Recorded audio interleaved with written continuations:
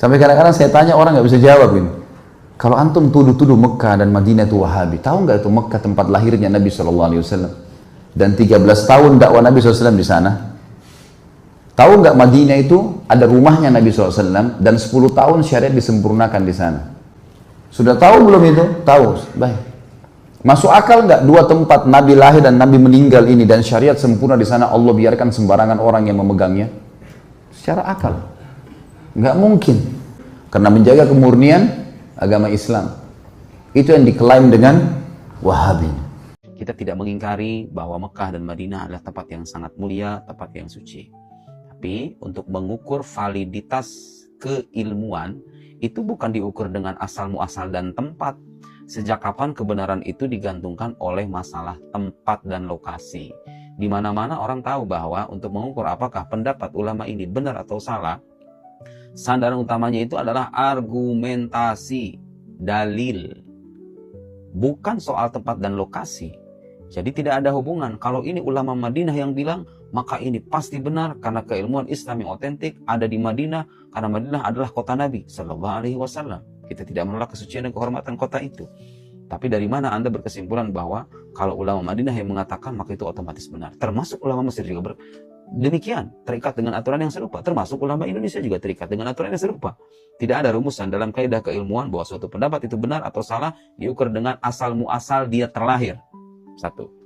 Yang kedua, untuk mengukur apakah keilmuan di suatu negeri itu betul-betul punya kontribusi nyata dalam dunia Islam atau tidak, cara paling gampangnya cek di pesantren-pesantren dan perguruan-perguruan tinggi yang mengajarkan Islamic Studies, dirasat Islamiyah, tafsir, Quran, hadis, tasawuf, aqidah, dan lain-lain. Cek kitab-kitab siapa yang sering dijadikan rujukan.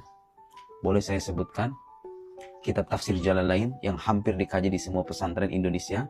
Itu karangan siapa? Kalangan Imam Jalaluddin Al-Mahalli dan Jalaluddin As-Suyuti, di mana mereka belajar di Mesir. Kitab Jauharatut Tauhid yang dipelajari di pesantren-pesantren tanah air. Kalangan siapa? Kalangan Ibrahim Al-Laqani, di mana dia belajar di Mesir. Hasyiah Baijuri, Imam Baijuri. Hampir semua orang pesantren tahu siapa itu Imam Baijuri. Syekh Zakaria Al-Ansari. Anda tahu Syekhul Islam Zakaria Al-Ansari? Kitab Ghayatul Usulnya dikaji dalam usul fikih hampir di pesantren, sebagian besar pesantren-pesantren tradisional Indonesia. Di mana itu mereka hidup dan di mana mereka menyebarkan keilmuannya?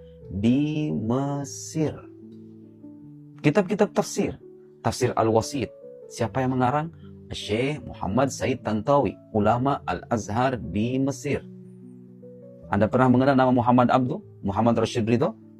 Seorang tokoh pergerakan yang pikiran-pikirannya sampai sekarang masih dikaji oleh banyak sarjana di timur dan di barat. Muhammad Abduh itu hidup di mana? Di Mesir. Muhammad Rashid Ridho hidup di mana? Di Mesir. Sastrawan-sastrawan yang diakui karya sastranya. Ar-Rafi'i. Ar-Rafi'i itu orang mana? Orang Mesir. Abbas Mahmud Al-Aqad yang dijuluki sebagai Imlaq Al-Adabil Arabi. Orang mana itu? Orang Mesir. Kemudian ada lagi salah seorang sastrawan yang karya sastranya dibaca di dunia Arab dengan skala internasional. Julukannya Amid Al-Adabil Arabi, yaitu Toha Hussein, yang karyanya bisa abrek-abrek. Itu orang mana? Itu orang Mesir. Kemudian filsuf-filsuf Ibrahim Madkur. Kemudian ada salah seorang pelopor filsafat Islam di dunia Arab, Raid Al-Falsafah Islamiyah, Syekh Mustafa Abdul Razik. Di mana itu? Di Mesir. Kemudian ahli ilmu kalam, teologi, usul fiqih, tafsir, hadis, Imam Ibn Hajar Al-Asqalani. Itu ulama yang tinggal di mana? Menyebarkan ilmunya di mana? Di Mesir.